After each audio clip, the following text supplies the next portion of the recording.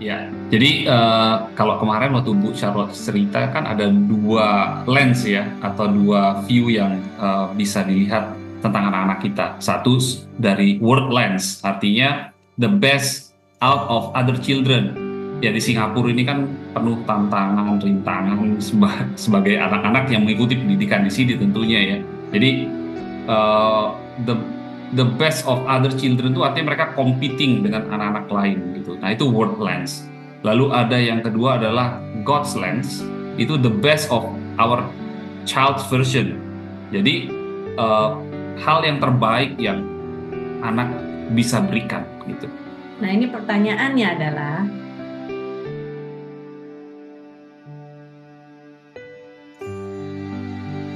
Oke, kalau sebagai praktisi ya sebenarnya kadang-kadang kita itu guru itu bingung juga ya. Maksudnya pressure kompetisi ini tuh sebenarnya dari mana?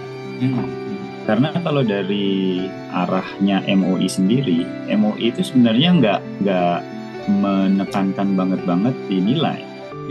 Kita lihat aja recent changes kalau misalnya primary school. P1, P2 nggak ada exam. Tapi yang ribut siapa? Yang ribut kan orang tua. Oh, ini kan ada exam. Terus kalau dulu ya mau masuk ke secondary school mungkin nilai itu penting. Karena satu, untuk milih sekolah. Dan dua, untuk streaming. Jadi kan ada yang express, normal akademik, normal technical. Ada orang yang ya takutlah kalau nanti anaknya masuk normal technical, nanti pergaulannya gimana. Atau nanti kalau udah selesai secondary school, jenjang berikutnya cuman yang available ITE. Terus kalau mana, kayak gitu kan ya. Tapi semakin lama berkutat di MOI, semakin lama berurusan dengan segala macam murid, ternyata itu kekhawatiran yang sebenarnya tidak sebesar yang sering orang rasakan. Jadi misalnya sekarang di secondary school udah ada yang namanya full subject banding. Jadi regardless streamnya apa, itu udah dicampur. Jadi kalau ketakutan yang pergaulannya nggak benar, itu juga udah ada. Terus kalau takut nanti dia di label, dicap begini begitu, ya juga udah berkurang karena kan kelasnya udah dicampur.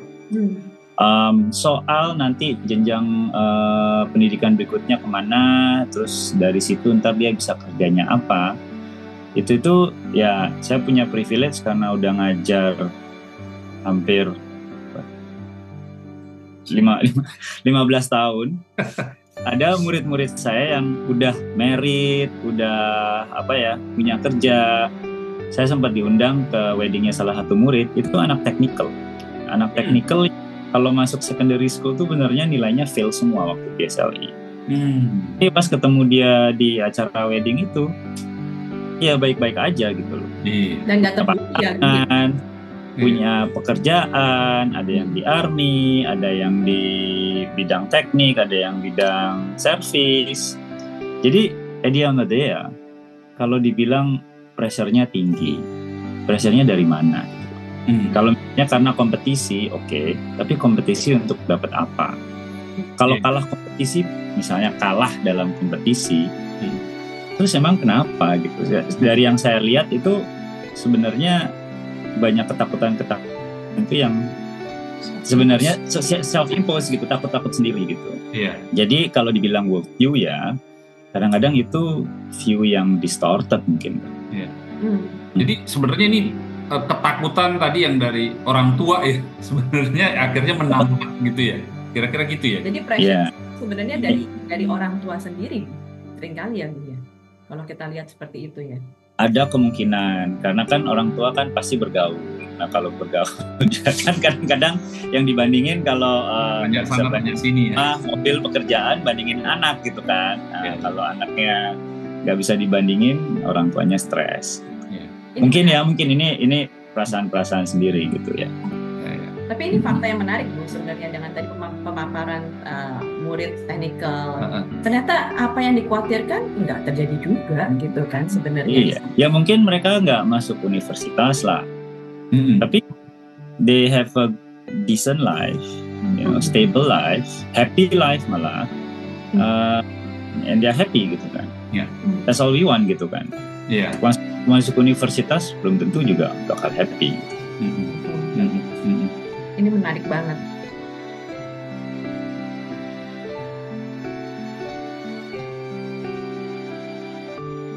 Kalau menurut saya sih ada perasaan seperti itu pasti ada ya. Apalagi dengan mungkin ya kita bergaul kayak yang tadi Teguh ngomong gitu. Terus mungkin ada WhatsApp group gitu kan ya. Yeah.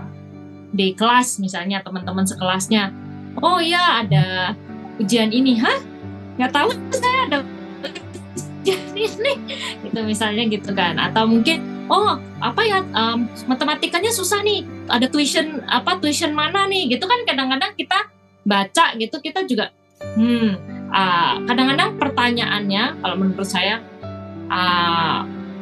apakah kadang-kadang mungkin ada pertanyaan di diri saya sendiri gitu ya. Apakah saya sudah memberikan yang terbaik?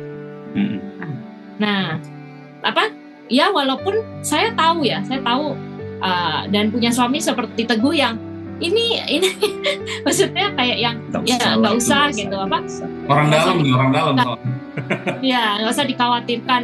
Ini kita tahu, tapi saat ada pressure, mungkin ada orang-orang yang di sekeliling kita share, les di sini bagus loh, les di sini bagus, terus di mana anak saya tuh nggak ngeles sama sekali.